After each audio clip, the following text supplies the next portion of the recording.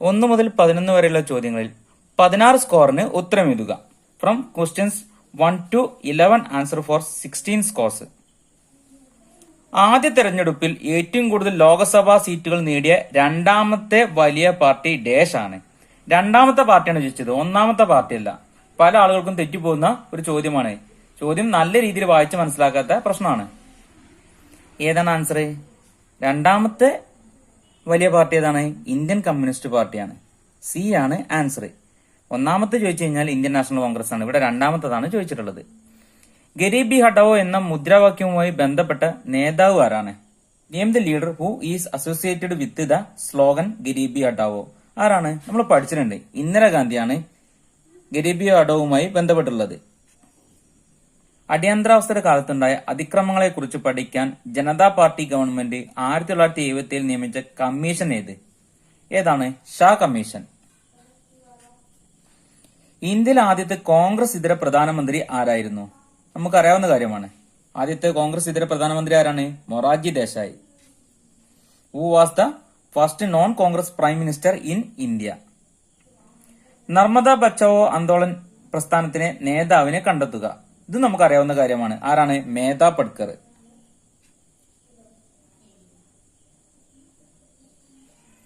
താഴെ തന്നിരിക്കുന്ന സൂചകങ്ങൾ ഉപയോഗിച്ച് പട്ടിക പൂർത്തീകരിക്കുക.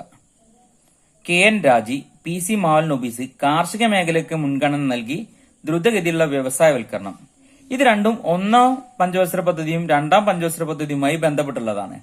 ഒന്നാം പഞ്ചവത്സര പദ്ധതിക്ക് നേതൃത്വം കൊടുത്തവരാണ് KN രാജി. അപ്പൊ KN രാജി ഒന്നാമത്തേലാണ് നമ്മൾ ഉൾക്കൊള്ളിക്കേണ്ടത്.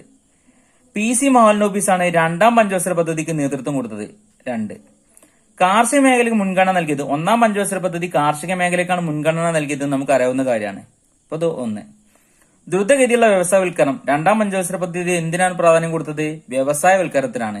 അപ്പം ഒന്നാമത്തതും മൂന്നാമത്തതും ഒന്നാം പഞ്ചവത്സര പദ്ധതിയിലും രണ്ടാമത്തതും നാലാമത്തതും രണ്ടാം പഞ്ചവത്സര പദ്ധതിയിലുമാണ് ഉള്ളത്. 7ാമത്തെ ക്വസ്റ്റ്യൻ. പഞ്ചാബ് സന്ധി ഒപ്പിട്ടത് ഡാഷും ഡാഷും തമ്മിൽ. നമുക്കറിയാവുന്ന കാര്യമാണ്, നമ്മൾ പഠിച്ചിട്ടുണ്ട്. പഞ്ചാബ് സന്ധി ഒപ്പിട്ടത് ആരൊക്കെയാണ്? രാജീവ് ഗാന്ധിയും ലോങ്ങോവാളും തമ്മിലാണ്. ആരൊക്കെയാണ്? രാജീവ് ഗാന്ധി അല്ലെ? രാജീവ് ഗാന്ധി, ലോങ്ങോവാള്. രാജീവ് ഗാന്ധിയും ലോങ്ങോവാളും തമ്മിലാണ് എന്തിൽ ഒപ്പിട്ടുള്ളത്? പഞ്ചാബ് സന്ധിയിൽ ഒപ്പിട്ടുള്ളത്. ആസിയാൻ സമൂഹത്തിന് 3 തൂണുകൾ ഏതൊക്കെയാണ്? 3 പില്ലേഴ്സ് ഓഫ് ആസിയൻ കമ്മ്യൂണിറ്റി ഏതൊക്കെയാണ്? ഇവിടെ 1 കൊടുത്തിട്ടുണ്ട്, ആസിയാൻ സുരക്ഷാ സമൂഹം, ആസിയൻ സെക്യൂരിറ്റി കമ്മ്യൂണിറ്റി. രണ്ടാമത്തതോ സാമ്പത്തിക സമൂഹം, എക്കണോമിക് സൊസൈറ്റി. രണ്ടാമത്തത് സാമ്പത്തിക സമൂഹം അഥവാ എക്കണോമിക് സൊസൈറ്റി. മൂന്നാമത്തതോ സാമൂഹിക സാംസ്കാരിക സമൂഹം, സോഷ്യൽ ആൻഡ് കൾച്ചറൽ. സാമൂഹിക സാംസ്കാരിക സമൂഹം.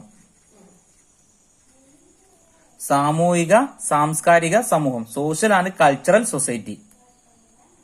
9ാമത്തെ ക്വസ്റ്റ്യൻ. UN സുരക്ഷാ സമിതിയിൽ ഡാഷ് സ്ഥിരാംഗങ്ങളും ഡാഷ് അസ്ഥിരാംഗങ്ങളും ഉണ്ട്. The UN security council has dash permanent and dash non permanent members. UN സുരക്ഷാ സമിതിയിൽ 5 സ്ഥിരാംഗങ്ങൾ നമ്മൾ പഠിച്ചിട്ടുണ്ട്. 5 സ്ഥിരാംഗങ്ങളും 10 അസ്ഥിരാംഗങ്ങളും അഥവാ നോൺ പെർമനന്റ് മെമ്പേഴ്സ് ആണുള്ളത്. 5 സ്ഥിരാംഗങ്ങളും 10 അസ്ഥിരാംഗങ്ങളുമാണ് ഇതിലുള്ളത് UN സുരക്ഷാ സമിതിയിൽ. 10ാമത്തെ ക്വസ്റ്റ്യൻ. ചേരുംപടി ചേർക്കുക. നാറ്റോ, വാഴ്സാ സന്ധി, ചേരിചേരാ പ്രസ്ഥാനം, ഇന്ത്യ, USA, USSR. അപ്പൊ നമ്മള് ആദ്യം തന്നെ നമ്മൾ നോക്കേണ്ടത് നമ്മുടെ ഈ രാജ്യത്തോട് കൊടുത്തിട്ടുണ്ട് ഇന്ത്യയുമായി ബന്ധപ്പെട്ടുള്ള ഏതാണ്? ചേരിചേരാ പ്രസ്ഥാനമാണ് ഇന്ത്യയുമായി ബന്ധപ്പെട്ടുള്ളത് അല്ലെ? അത് നമുക്ക് പെട്ടെന്ന് തന്നെ കിട്ടുന്നതാണ്. ചേരിചേരാ പ്രസ്ഥാനത്തില് ഒപ്പുവെച്ച ഇന്ത്യൻ പ്രധാനമന്ത്രി നെഹ്റു ആണെന്നൊക്കെ നമ്മൾ പഠിച്ചിട്ടുണ്ട്. ഇനി നമ്മൾ അടുത്ത രണ്ടാണ് നോക്കേണ്ടത്. അത് അറിയുന്നതാണെങ്കിൽ നമുക്ക് പെട്ടെന്ന് അടയാളപ്പെടുത്താൻ വേണ്ടി സാധിക്കും. ഇനി അറിയാത്തതാണെങ്കിലോ ഇവിടെ നാറ്റോ USA ബന്ധപ്പെട്ടുള്ളതാണ്. എന്നാൽ വാഴ്സായ് സന്ധിയോ USSRുമായി ബന്ധപ്പെടണം. വാഴ്സായ് സന്ധി USSRുമായി ബന്ധപ്പെട്ടാണ് നമ്മൾ പഠിച്ചിട്ടുണ്ട്, നമുക്ക് അറിയാവുന്ന കാര്യമാണ്.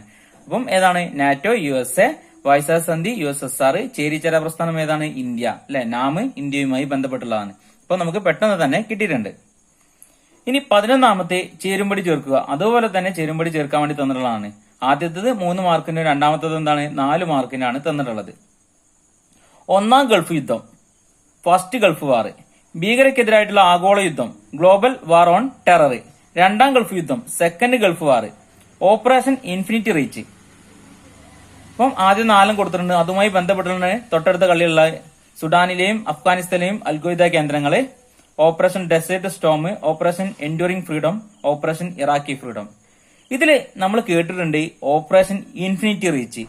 അതായത് സുഡാനിലെയും അഫ്ഗാനിസ്ഥാനിലെയും അൽഖ്വയ്ദ കേന്ദ്രങ്ങളെ ബേസ് ചെയ്തിട്ടുള്ള ആക്രമണമാണ് ഏതാണ് ഓപ്പറേഷൻ ഇൻഫിനിറ്റി റീച്ച്. ഇത് നമുക്ക് അറിയാവുന്ന കാര്യമാണ്. ഇനി നമ്മൾ നോക്കുന്നത് ഒന്നാം ഗൾഫ് യുദ്ധം. ഒന്നാം ഗൾഫ് യുദ്ധം അറിയപ്പെടുന്ന പേരിൽ എന്താണ് ഓപ്പറേഷൻ ഡെസേർട്ട് സ്റ്റോം. അപ്പം ആദ്യം തന്നെ ഏതാണ് ഒന്നാം ഗൾഫ് യുദ്ധം ഓപ്പറേഷൻ ഡെസേർട്ട് സ്റ്റോം. രണ്ടാം ഗൾഫ് യുദ്ധം ഏതാണ്? അതിന് മുന്നൊന്നുണ്ട് ഭീകരക്കെതിരെ ആഗോള യുദ്ധം. ഭീകരക്കെതിരെ ആഗോള യുദ്ധം ഏതാണ്? ഓപ്പറേഷൻ എൻഡ്യൂറിംഗ് ഫ്രീഡം ആണ്. അതായത് രണ്ടാമത്തതും മൂന്നാമത്തതും തമ്മിൽ ബന്ധിപ്പിക്കുക.